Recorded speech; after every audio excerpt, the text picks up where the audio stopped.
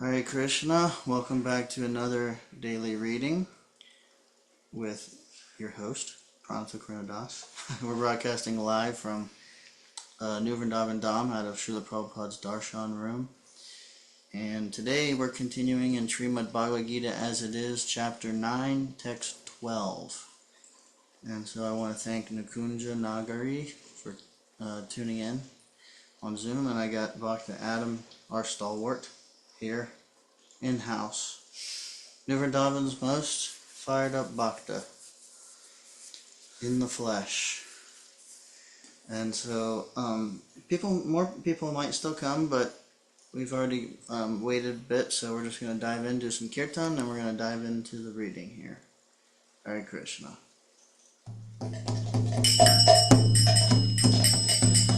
Namo Vishnu Padaya Krishna Prashaya Bhutale Srimate Bhakti Vedanta Swami Iti Namine. Namo Vishnu Padaya Krishna Prashaya Bhutale Srimate Bhakti Vedanta Swami Iti Namine. Namaste Saraswate Deve Gauravani Pacharine Nirvishesha Shunyavadi Ashtachadishatarine. Oh, Namaste Saraswati Deve Gauravani Pracharine Nirvishesha Shunyavadi Ashtadishatarine. Shri Krishna Chaitanya Chaitanya Prabhu Nityananda Nityananda Advaita Gadadhar Srivasadi Gaura Bhakta Vrinda. Jaya Shri Krishna Chaitanya Prabhu Nityananda Shri Advaita Gadadhar Shivasadi Gaura Bhakta Vrinda. Jai Shri Krishna Chaitanya Chaitanya Prabhu Nityananda Nityananda Shri Advaita Gadadhar Srivasadi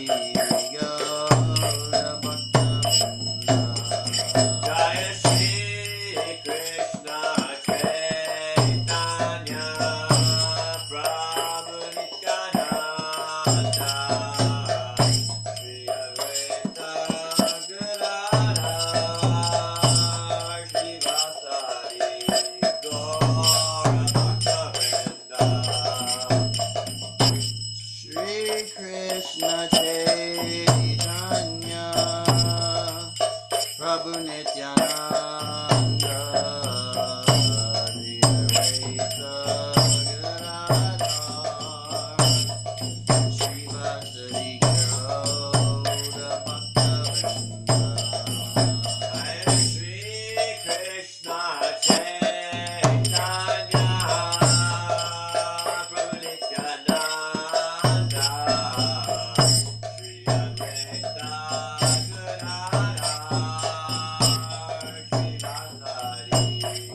Gaura Bhakta Vrinda. Shri Krishna Chaitanya Prabhu Nityananda Shri Advaita Gadadhar Srivasadi Gaura Bhakta Vrinda. Hare Shri Krishna Chaitanya Prabhu Nityananda Shri Advaita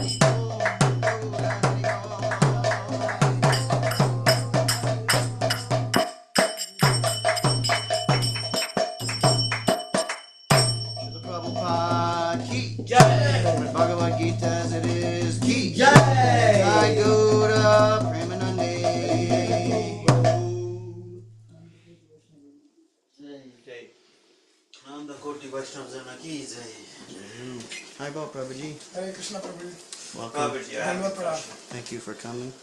I heard about, few glories from Bhaktaram. He's very good at glorifying devotees. Indeed, indeed. He was like glorifying you, and then one devotee was passing by, then he started glorifying him. So like it's natural. So there's Vance devotee. Yes, he is. I was all into Ram Das before I joined. That's my secret. So I was inspired to come to your class. That's very nice. I'm very grateful you came, Prabhuji. What's your name, Prabhuji? My name is Gaura Varana Das. Gaura Varana. Prabhu, nice to meet you. Pranata Karuna Das. Yes. I already subscribed. Oh, you did? YouTube. Thank you so much. I subscribe too. Thank you so much. Yeah. I'll try to be in Zoom class from today tomorrow. Wonderful, Prabhuji. Always, right? Zoom Same class. time every day. Is your Zoom link on your YouTube bio? It is. That's awesome. Is it in the description or is it in the about? So right now you're on Zoom, I Prabhu, don't right? know. Sorry? Right now you're on Zoom. I am, yes. Excellent. We have a Nakunja Nagari Devi Dasi on here. Hare Krishna. And only one right now. But, yeah, so grateful for you to come, Prabhuji. Where do you normally stay? California, but I'm visiting California? Where in California? Bay Area. Really? Do you go to ISKCON Silicon Valley? Where are you? Wonderful, Prabhuji. I'm, Have you come there, Prabhu? no, but I'm close with Vaisheshika Prabhu. I used to go as a brahmachari to the Kartik Vrat in Govardhan for many years. All my best friends are your god brothers and sisters. Yeah. So you go every year? No, I've gone many years, Oh, many but I years, don't go okay, every okay. year. Several years, yeah. So I'm very close with Ekachakra Pran Prabhu and Lokaram. Lokaram Prabhu is one of my best friends, and Shamir Pras Prabhu. We're brahmacharis together in Denver. Ananda Murari, Pranahari. Those are all my best friends. Yeah. How was your experience staying in the, not staying basically, right? Going the Govardhan and then the Bhakti Vedanta Ashram, right? Reading? Correct. How was Oh, your experience? best. Best. The whole meditation was that's our home, but we have to come here to preach in the West. Yes, yes. So that is basically like home, Yep. the home temple. Mhm. And I was initiated by Keshava Bharati Maharaj, so I was there serving him and attending the readings every day. Maharaj also goes with Vesasana Prabhu. Yeah, they're like very close. Yeah. They do Bhagavatam reading day after day after. Correct. During the Kartik, Yeah. yeah. During Yeah. Kartik. 1 month. Right. So, very nice to meet you. My father, I'm from Mathura, so my father lives there. So I told my father that, one elevated devotee and Prabhupada disciple is going to Govardhan and he's reading Bhagavatam. Maybe if you would like to go there and visit him. Did he go? What year? 2019? I don't remember exactly, but before, maybe 20, maybe before 2022, maybe 21, something. Okay, because I was there one year, and a senior Mathura Basi came, and he gave him the garland, and it was really nice. Oh, Yeah, or maybe that was your father. I don't know. Maybe we should shut this just because of all the. Do you mind? Just for sound purposes. Anyway, yeah, we are recording. This is going on YouTube. So basically, the essence of this is the same as the Kartik Vrat, in the sense of it's mostly like a hearing meditation. So hearing with rapt attention and in the mood of gratitude for Srila Prabhupada. And so, but we do take discussion points at any time. If anything, just cut me off. I'm very happy to have the katha. But So the format is like, if we have, we can ask. Yeah. You don't have to wait till the end. no, yeah, correct. Yep. So we're gonna start on chapter 9, text 12, So page number was page number 392. 392. Yeah, and we're gonna start with the Mangalacharna. Haribol Page number 1, Mangal Charana. 1. Page 1. Haribol, Bhaktashan, Hare Krishna. Nice to have you. Thank you for tuning in. We're just now getting to the Mangalacharna. So we're about to dive in here. Hare Krishna. Om Jnana Timirandhasya Jnananjana Shalakaya Chakshurun Militam Yena Tasmai Shri Gurave Namaha Shri Chaitanya Manobishtam Stapitam Yena Bhutale Swayam Rupa Kadamayam Dadati Swapadantikam Vandeham Shri Guru Shri Yuta Padakamalam Shri Gurun Vaishnavanscha Shri Rupang Sagrajatam Sahagana Raghunathan Vitam Tam Sajivam Sadvaitam Sadhutam Padijana Sahitam Krishna Chaitanya Devam Shri Radha Krishna Padan Sahagana Lalita Shri Vishakhanvitamscha Hey Krishna Karuna Sindhu Dinabandhu Jagatpate Gopesha Gopika Kanta Radha Kanta Namostute Tapta Kanchana Gaurangi Radhe Vrindavaneshwari Rishabhanu Sute Devi Pranamami Hari Priye Panchakopa Tarubhyascha Kripa Sindhubhya Evascha Patitanam Bhavanebhyo Vaishnavebhyo Namo Namaha Shri Krishna Chaitanya Prabhu Nityananda Shri Advaita Gadadhar Shri Vasari Gaura Bhakta Vrinda Hare Krishna, Krishna Krishna, Hare Hare, Hare Rama, Rama Rama, Hare Hare, Hare Krishna, Krishna Krishna, Hare Hare, Hare Rama, Rama Rama, Hare Hare. Hare Krishna, Krishna Krishna, Hare Hare, Hare Rama, Rama Rama, Hare Hare. Mukam karoti vachalam pangong lamkaite girim yat kripa tamaham vande Shri Gurun Dinataranam. Alright, chapter 9. The Most Confidential Knowledge, text 12. Moghasha mogha karmano mogha jnana vichetasaha rakshasim ashurim jaiva prakritim mohinim shitaha. Those who are thus bewildered are attracted by demonic and atheistic views. In that deluded condition, their hopes for liberation, their fruitive activities, and their culture of knowledge are all defeated. Purport. There are many devotees who assume themselves to be in Krishna consciousness and devotional service, but at heart do not accept the Supreme Personality of Godhead Krishna as the absolute truth. For them, the fruit of devotional service, going back to Godhead, will never be tasted.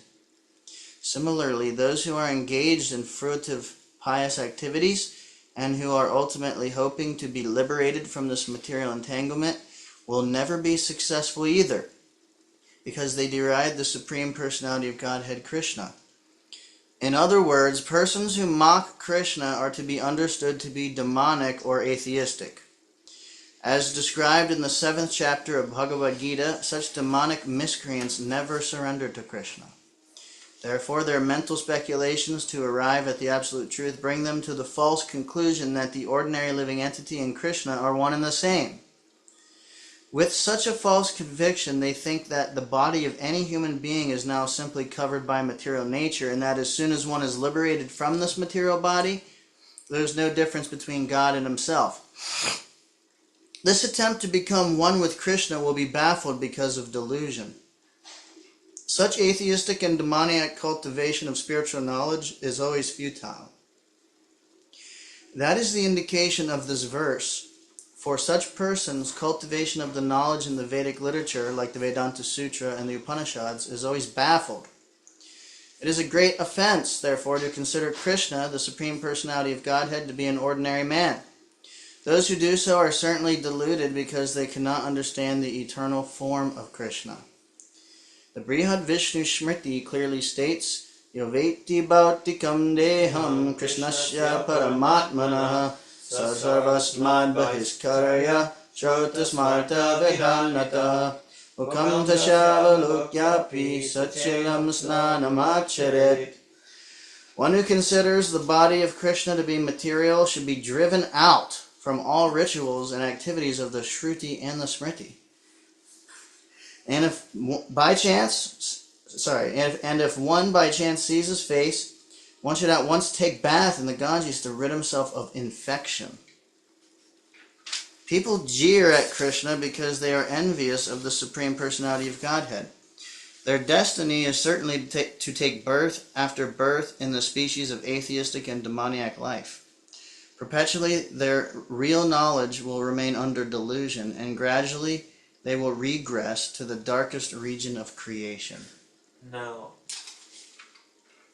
Sorry, what? I thought you said no. No. No. I mean, I guess I have compassion for them. A little anyways. There are many devotees who assume themselves to be in Krishna consciousness and devotional service, but at heart do not accept the Supreme Personality of Godhead, Krishna, as the absolute truth. What does it... How can I know if I'm doing that or not, for sure, like, with absolute definitiveness? And how can I... What does it mean to accept him as the absolute truth? You know, you ever heard this story of this guy was stuck in a flood, and he was praying. He's very religious, most religious man in the town, actually. There's this big flood, and he's thinking, "My Lord, I know you're going to save me." And so then some rescue team comes in a boat, says, "Hey, Yeah. come on," and he says, "No, I'm waiting for God to save me." He's like, "Come, you got to come with us. The water's getting higher." He said, "No, my Lord's going to save me. It's okay." So, all right. So they left him, and then another boat came, and the same thing, and the water's getting higher and higher, and then he has to get on the roof because the water's so high. And finally, a helicopter comes and says, "Come on, now's your last chance." He said, "No, I know my Lord's going to come save me," and he wouldn't get on the helicopter. So they left. And then the water rose and swept him away, and he drowned and died. And then, after he left his body, he came face to face with the Lord, and he said, "Why didn't you save me?" And he said, "I sent 2 boats and a helicopter." So anyway, the answer to your question is, Krishna will extend his hand to us through his devotees. And believe me, if you're deviating philosophically or something, devotees will try to correct you.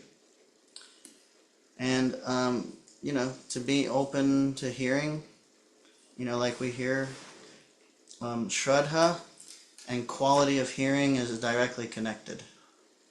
So, you're very good, Prabhuji. But, if we ever deviate, Krishna will help us. And you're hearing Prabhupada's books every day. Prabhupada's explaining. You're hearing Prabhupada. Yeah. So if any doubt comes up, you can present it to a senior devotee, but generally, Krishna, especially if we're sincere, if you say something, devotees will say, well, they'll correct you. It seems like I doubt myself more than I doubt Krishna. That is okay. That's Recently, somebody was speaking, and they misspoke. I did not say anything because this person may or may not be receptive to if I were to say anything.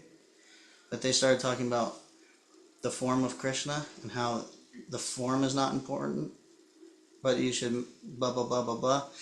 Actually, that's a subtle misunderstanding, because Krishna is not different than his form. Actually, all perfection is had by simply meditating on the Lord's form, and the Lord's form also contains all other conceptions, like the impersonal Brahmajyoti, Brahman Paramatma realization are both in Bhagavan, which he is non different than his form. So anyway, I'm just bringing this up as an example of,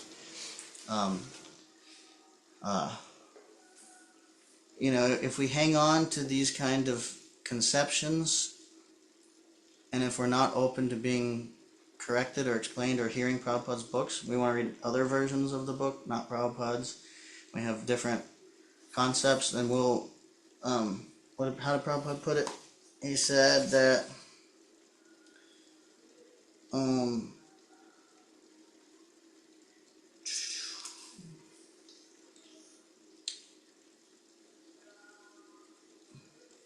their mental speculations to arrive at the absolute truth bring them to the false conclusion that the ordinary living entity and Krishna are one and the same. With such a false conviction, they think that the body of any living being is now simply covered by material nature, and as soon as one is liberated from this material body, then there's no difference between God and himself. And Prabhupada also mentioned in there that they consider Krishna to be just like an ordinary person. Otherwise, in other words, that they consider his body also to be like Maya, not. How did Prabhupada put it? Something Chinmaya Rasa. Yeah. So anyway, does that make sense?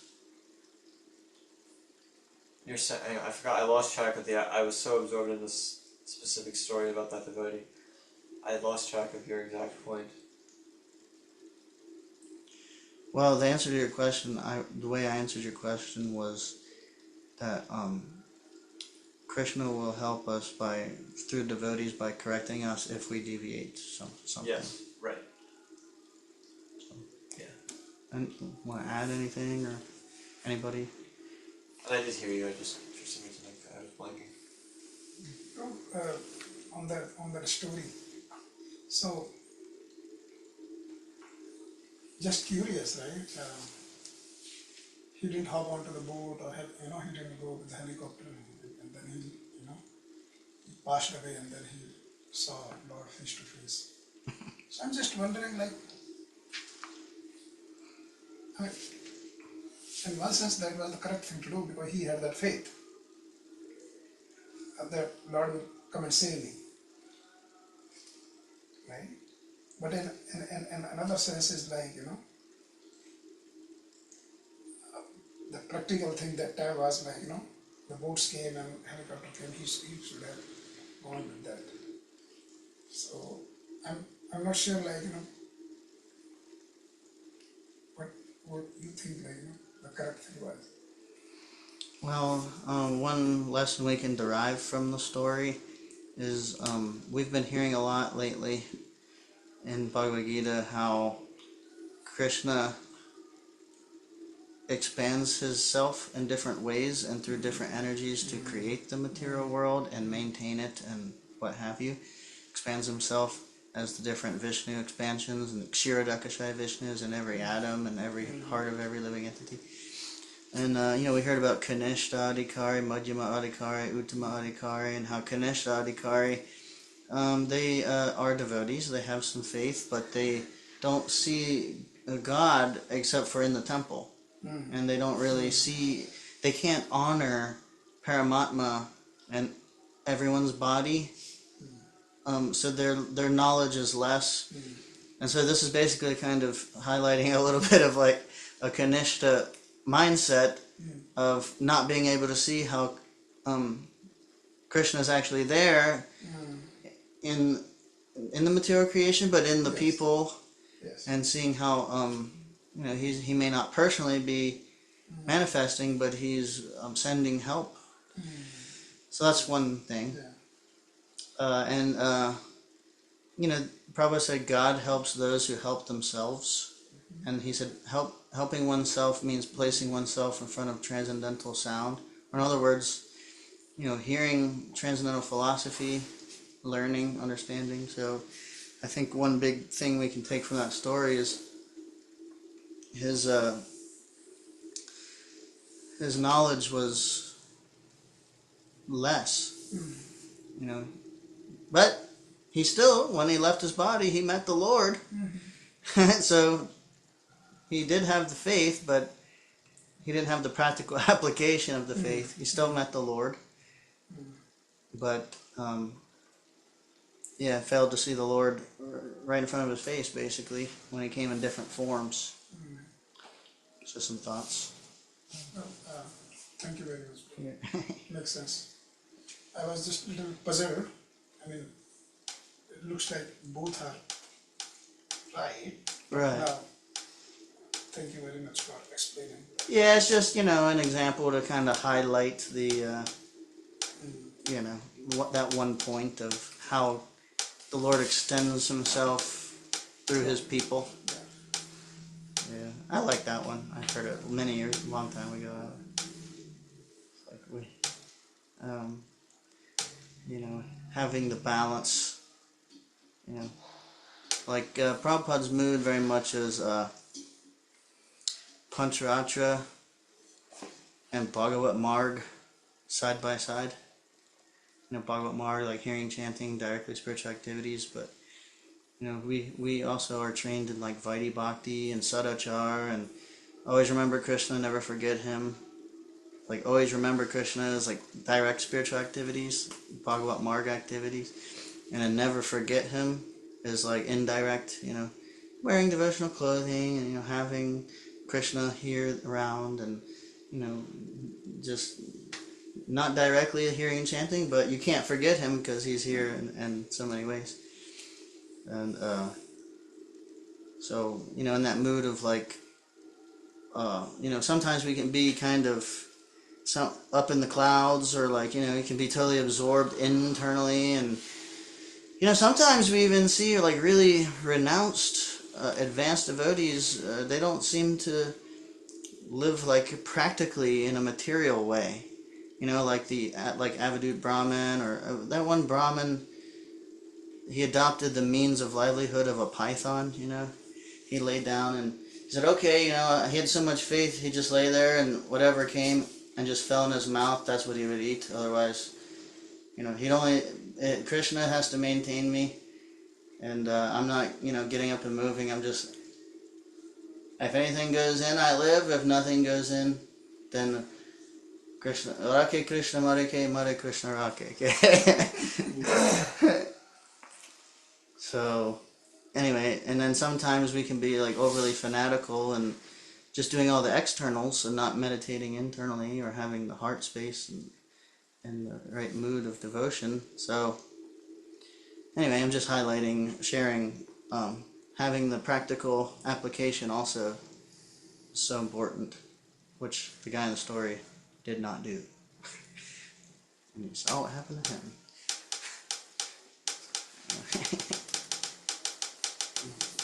Makes sense. Thank you very much. So we hear a little more. Another one. All right, we're on text 13. Mahatmanas tu mam bharta daivim prakritim ashrita vajantyanyam manaso yatva bhutadim avyayam. O son of Prita, those who are not deluded, the great souls, are under the protection of the divine nature. They are fully engaged in devotional service because they know me as the Supreme Personality of Godhead, original and inexhaustible. Purport. In this verse, the description of the Mahatma is clearly given. The first sign of the Mahatma is that he is already situated in the divine nature. He is not under the control of material nature. And how is this affected? That is explained in the 7th chapter. One who surrenders unto the Supreme Personality of Godhead, Sri Krishna, at once becomes freed from the control of material nature. That is the qualification. One can become free from the control of material nature as soon as he surrenders his soul to the Supreme Personality of Godhead. That is the preliminary formula. Being marginal potency, as soon as the living entity is freed from the control of material nature, he is put under the guidance of the spiritual nature. The guidance of the spiritual nature is called Daivi Prakriti, divine nature. So when one is promoted in that way, by surrendering to the Supreme Personality of Godhead, one attains to the stage of great soul Mahatma. The Mahatma does not divert his attention to anything outside Krishna, because he knows perfectly well that Krishna is the original Supreme Person, the cause of all causes. There is no doubt about it. Such a Mahatma or great soul develops through association with other Mahatmas, pure devotees. Pure devotees are not even attracted by Krishna's other features, such as the four-armed Mahavishnu. They are simply attracted by the two-armed form of Krishna.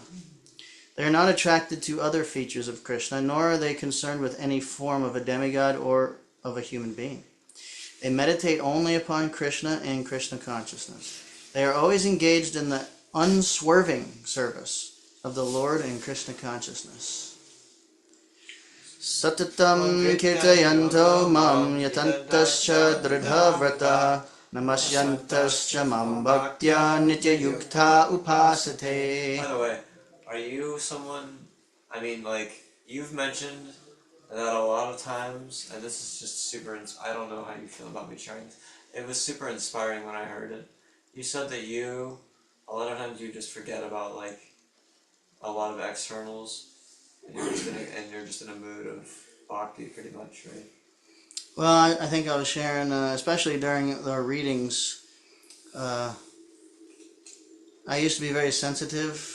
I am very sensitive. I can tell when someone is not focused. Yeah. But it used to affect me more. But the more I go on hearing, it comes now like if I just, I can focus. Whatever I choose to focus on tends to drown out the other things. So that's just kind of Prabhupada and Krishna's mercy. What I was sharing was during the reading, if somebody is messing around, I'm just focused on reading so much I don't even see it.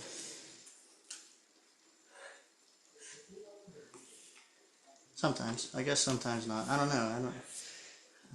It hasn't been a thing for me. It's because it came up the other day. Somebody brought up something and something was bothering them, and I thought I really didn't even notice. So very inspiring. Well, yeah, it's like a muscle. The more you exercise, it gets stronger. The muscle of focus.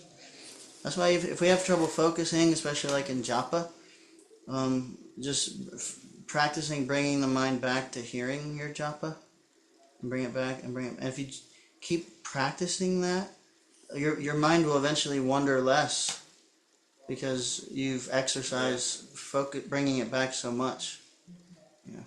Generally speaking. I don't know how to describe it. You are just so potent in your bhakti and in your focus and your consciousness. I must adopt your mood. Well, it is all true because of the great mercy I got from really good devotees. Whatever is being transferred that's positive and encouraging in devotional service is coming from my spiritual master, Vaiseshika Prabhu, advanced devotees I had the privilege of getting. It's all their mercy, Prabhuji. I'm getting double bhakti training from 2 advanced devotees. So from North India. Yeah. Krishna is simply reciprocating with your sincerity, Prabhuji. And then everything is Prabhupada, right? Yeah. Please give me your blessings. Whatever good I got, you got it. Should we, okay, I'm going to read this again. Were we on 14? 14. Okay, I'm going to read the translation again. Always chanting my glories, endeavoring with great determination, bowing down before me.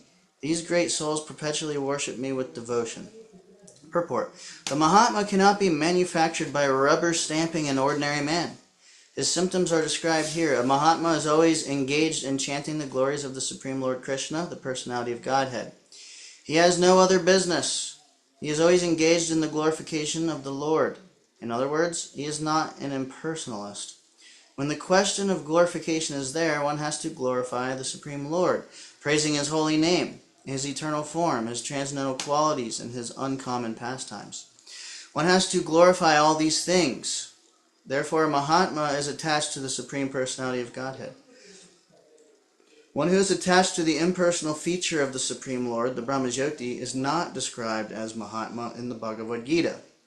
He is described in a different way in the next verse.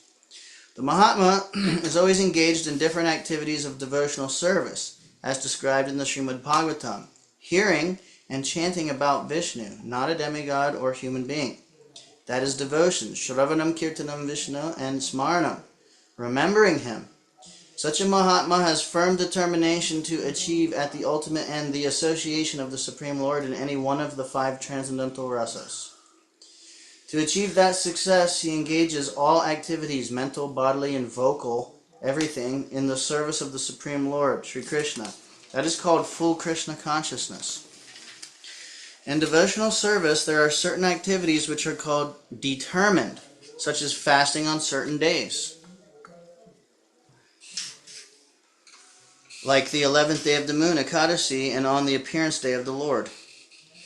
All these rules and regulations are offered by the great acharyas for those who are actually interested in getting admission into the association of the Supreme Personality of Godhead in the transcendental world. The Mahatmas, great souls, strictly observe all these rules and regulations, and therefore they are sure to achieve the desired result. As described in the 2nd verse of this chapter, not only is this devotional service easy, but it can be performed in a happy mood. One does not need to undergo any severe penance and austerity. He can live this life in devotional service, guided by an expert spiritual master, and in any position, either as a householder, or a sannyasi, or a brahmachari, in any position, and anywhere in the world, he can perform this devotional service to the Supreme Personality of Godhead, and thus become actually Mahatma, a great soul. That's what makes one great, is devotional service and his association with Krishna. One time, as somebody asked Radha Swami, how are you so great? He said, I'm not great, I'm grateful. I'm grateful. Great fool. Yeah. One time I was giving a class in Denver, and there were some Indian students. They're college students. They were coming to the temple, and I was making a point, and I asked, I was making a point about happiness and distress, and and it was the point in the Bhagavad Gita of, but karmically we have a certain amount of happiness come and a certain amount of distress to come. So endeavoring specifically for happiness is not recommended because you have a certain amount coming already, karmically, right? Yeah. So I was making this point, I asked, does anybody endeavor for distress? Because you don't work for distress, but it comes. Similarly, happiness is the same way in the material world. So I said, does anybody endeavor for distress? And one of the students said, and I made it clear, distress? You endeavor for distress? He said, yes, de-stress. Endeavoring to become de-stressed. I thought that was funny. I reckon that's just- what we're all doing. Sorry. Go ahead. No, that's all I have to say. Alright, do you want to talk? No, I was saying that you don't endeavor for happiness or stress. It comes, you said, comes karmically, right? So question is,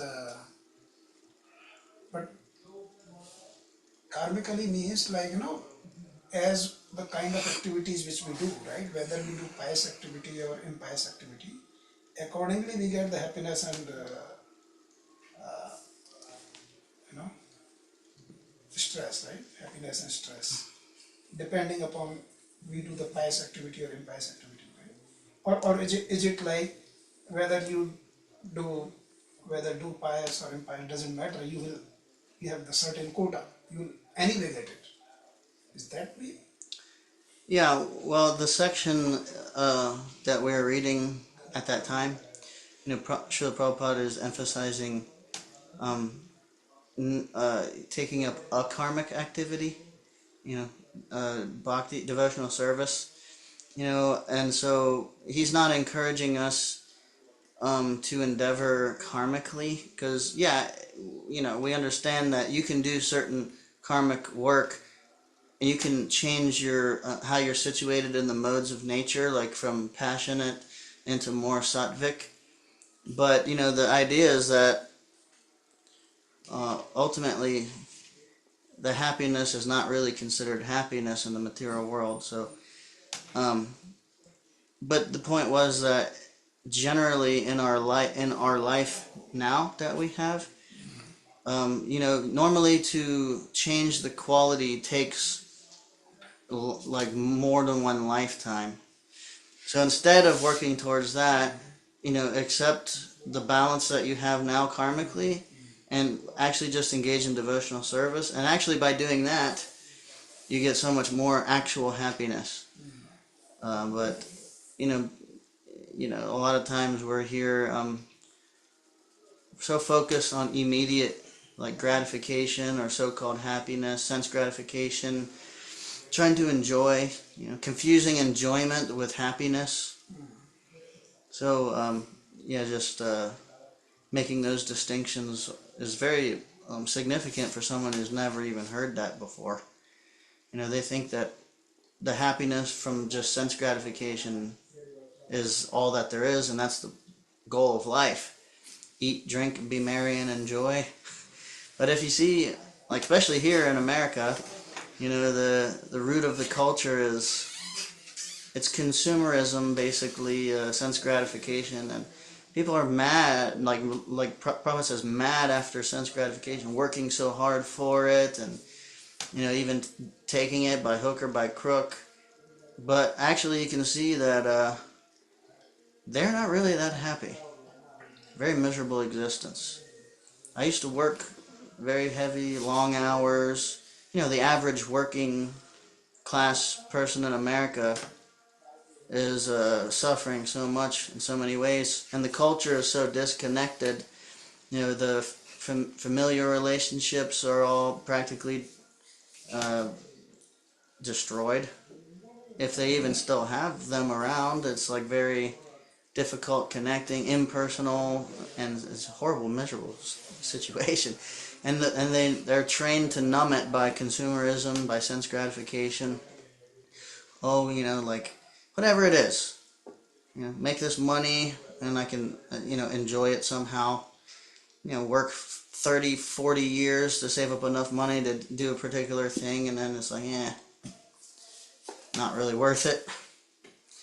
Anyway, I'm rambling now, but the point that I'm making is that is not happiness, and we can see it very clearly.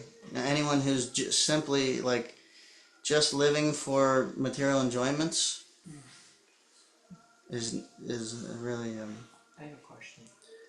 Yes. You said that you mentioned I didn't catch all of this, and I just wanted you to repeat it pretty much. You mentioned how people go through their whole multiple lifetimes in order to get real happiness. No, I was saying that in order to elevate oneself karmically, generally speaking, Okay. it takes a long time, usually more than one lifetime. And the concept of that we have a specific amount of happiness and distress automatically coming karmically. Yeah. So it's like one might say, well, why don't you just do the karmic work to invite more like sattvic karmic enjoyment, right? So the point was that's not recommended. And then I was getting to the final point of it's not really actually happiness at all. If it's temporary, how much happiness is it really? There's an example, it's kind of crude, but I heard one sannyasi give, if there's like a beautiful woman, and, I came and said, hey, there's this beautiful woman, she wants to enjoy with you, free of charge. There's no strings attached. You can just go, no problem, enjoy with her. And most men would say, okay, there's no problem, you can just do it.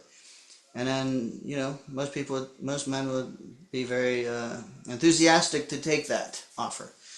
And then he said, "Oh yeah, by the way, the only thing is, whenever you leave, 20 minutes after you leave, you're going to be shot dead. How much will you enjoy that?" I would say none.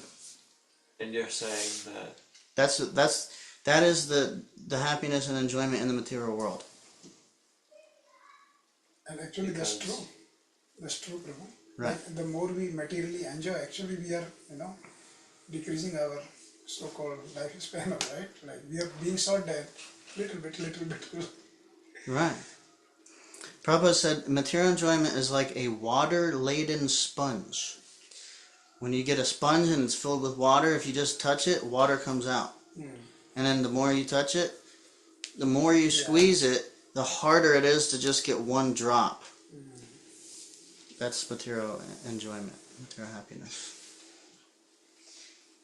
So I would like to share something on that karmic thing which we are discussing. That anyway, that happiness and the stress anyway comes on its own accord. You don't have to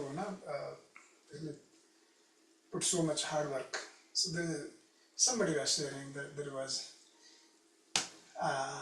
one person who was very lazy. He doesn't work.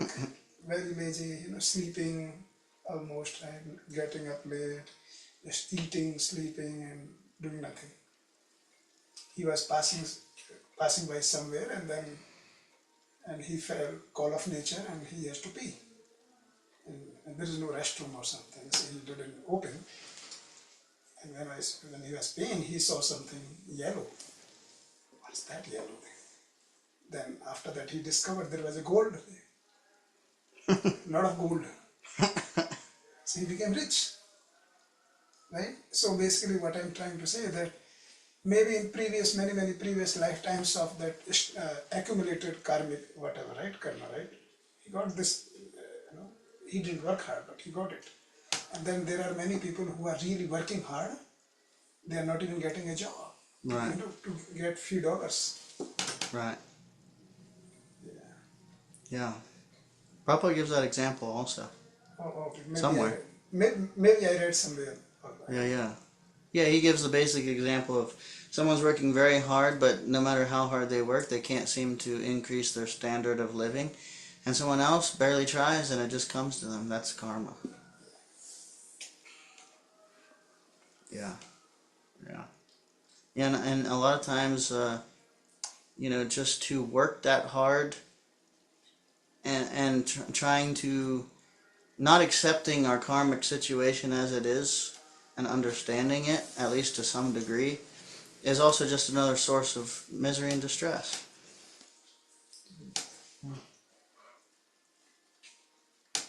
Wanting something that you just simply cannot have. Yeah. So basically, Prabhupada's saying we should not endeavor for these things. Karmic activity is like a fan. And when we do devotional service, akarmic activity, akarmic. There's karma, vikarma, akarma. So akarma is an activity that does not yield any karmic result. Vikarma being, unfavorable, negative. And so like karma is like a fan spinning, and akarmic activity, if we completely can absorb ourselves in akarmic activity or devotional service, it's like pulling the plug on the fan. The fan will still spin a little, but it'll start to slow down and eventually it will stop.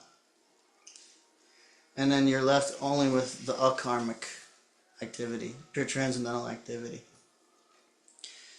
So, Good example. yeah. Because, otherwise, first time, it's so difficult to understand these three things, karma, akarma, and vikarma.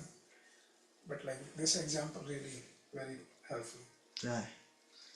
Yeah, and the akarmic activity, because everything karmic is temporary, the happiness, the distress, the everything. Akarmic means eternal. So the happiness we derive akarmically stays with us. It only increases. It doesn't end. It keeps going, and it only increases and increases. It's a way better deal. There is that Gita verse, right? That says there is no loss or diminution. Right. It always. Right. Yeah. Wherever we leave off, we pick up. Prabhuji, I have so my private question, Should we go out? You can leave if you want. Yeah. Then Would you like that? you can then freely ask. This is also being broadcast on YouTube. So Can maybe you once mute we yourself? end, then you can ask. Yeah. So we will end just soon. Okay. So we can have any other points, and then we can end, and then we can do the more personal stuff. So I mean, I have one question, but it doesn't have to go broadcast. Very quick. you prefer me to end the video? Yeah. Once you're done, then. Okay. So any other points before we do that? I have a funny reflection. Okay. And it's about the origin of my Krishna consciousness. I read 12.2, which said to constantly worship Krishna, and that makes you the highest of all. That was like a part of what makes you the highest, the highest yogi, the best yogi. And then I read in 9.14, because I was like, how do you worship Krishna? And then I read, always chanting my glories, endeavoring with great determination, bowing down before me, these great souls perpetually worship me with devotion. So, and then I was like, oh my goodness, the Hare Krishna Maha Mantra, that's the thing. Oh my gosh, I have to chant. And I really wanted to. And then I read, his symptoms are described here. A Mahatma is always engaged in chanting the glories of the Supreme Lord Krishna, the personality of Godhead. He has no other business. So what did I think? I thought, well, I'm gonna stop showering. I'm not gonna change You my can clothes. glorify the Lord by showering and by presenting yourself nicely, representing. I'm still learning that from you. I'm still learning that from you. To this day. But yeah, I was not showering. I was just chanting all day long in the hallway. No, that is true devotion that you're opposing, Prabhuji. To not even shower for oneself. You don't even want to do it for your own gratification. That's what I thought. You will only shower for Krishna. So That's that's what I thought. a very exalted thought approach, Prabhuji. So we're gonna end here. All glories to Srila Prabhupada. Srila Prabhupada ki jai. Vancha kalpa tarubhyascha kripa sindhubhya eva cha patitanam pavanebhyo vaishnavebhyo namo namaha. Nantakoti Vaishnavrinda ki jai. Thank you so much, Prabhujis, for coming. Thank you for tuning in. Sorry to end somewhat abruptly, but we have multiple points that devotees are requesting to not be broadcast over the World Wide Web.